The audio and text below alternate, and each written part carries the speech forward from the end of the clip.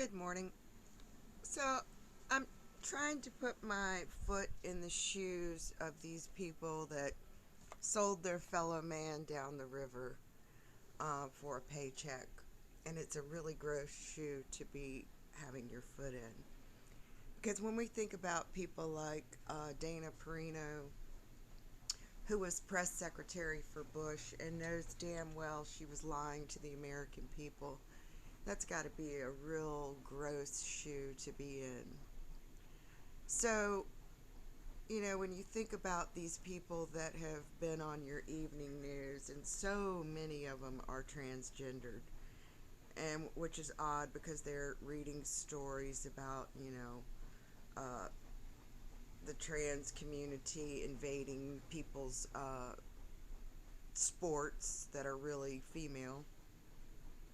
But yet they still sit up there and pretend like they're a woman and they're not. I guess they've portrayed that part for so long that they actually believe they're a woman. But whatever. But when you think about the fact that these people literally sold their fellow man down the river for a paycheck, especially with a lot of the stories that were presented to us, especially about Standing Rock.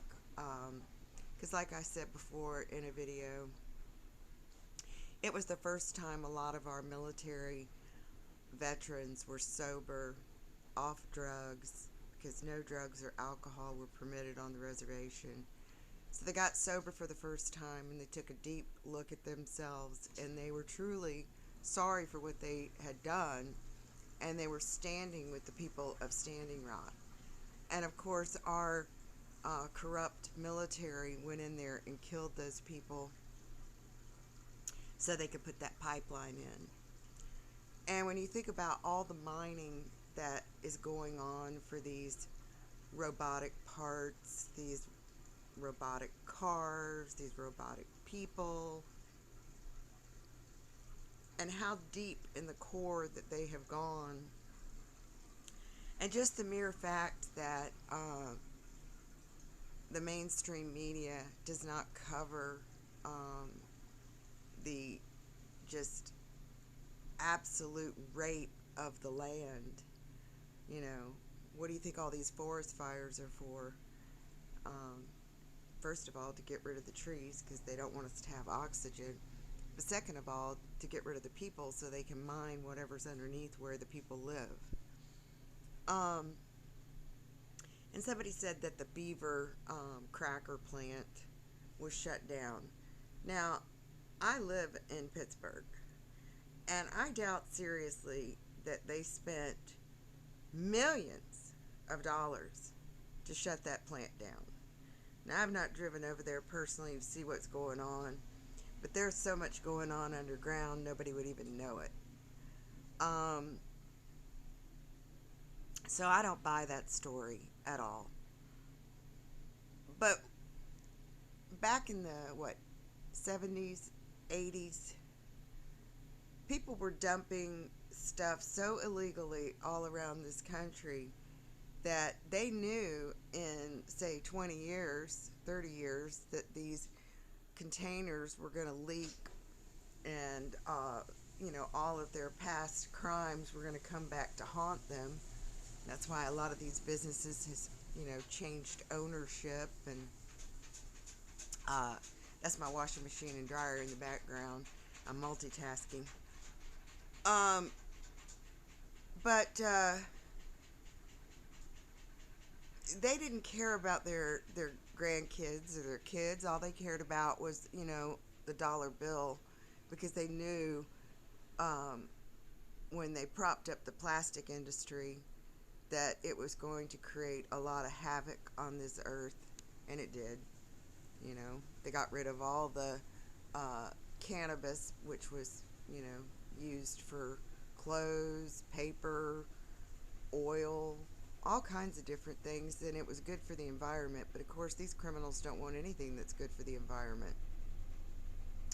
So, Like I said, I'm trying to put my foot in the shoes of these people that took the paycheck to lie to the American people, um, to live the good life. I mean, hell, they were partying their ass off, going to the finest restaurants, living in the finest gated communities, and they don't have to worry about what's going on out here in the world with them bringing in criminals. I think Peggy Hall did a video stating that in California, the governor released all the criminals during the cooties.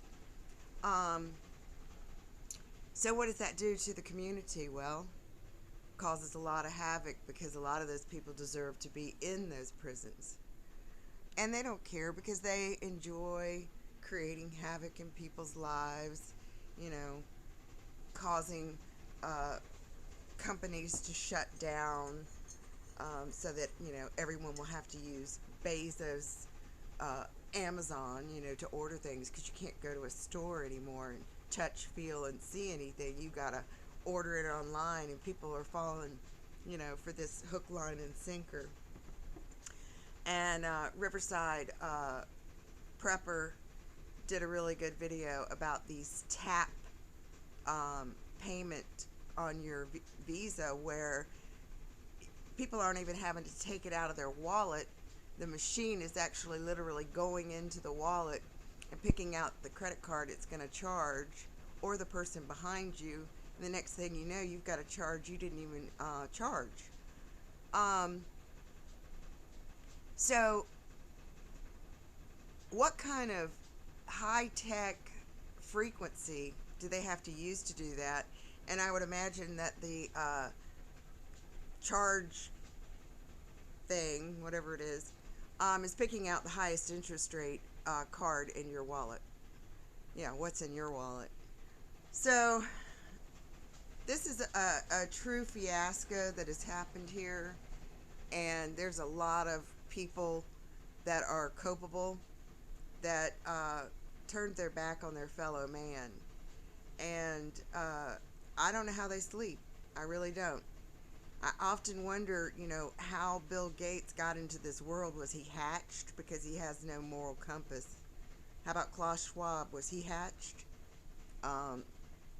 Stephen Jackson did a video showing some of the entities that are on this realm. And these aren't fake photos. I've actually seen some of the things he's showing. So it really is quite a time to be alive, to be able to see these things, and know who's behind all of this. And the majority of the criminals are in the religious community, and I know that's a hard pill for people to swallow, but that's the truth, because they've altered the word. They've taken the feminine out. They would have people believe that, Father, Son, and Holy Ghost is the ones that shit out humanity and just completely wiped out any kind of feminine aspect of our history. Totally erased our history, with all these buildings that, are made of marble. I mean, come on.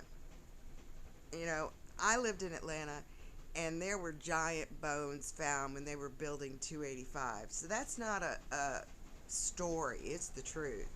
And of course, the Smithsonian and the Vatican has hid a lot of our history because they're evil and they should be destroyed. All right, have a good day.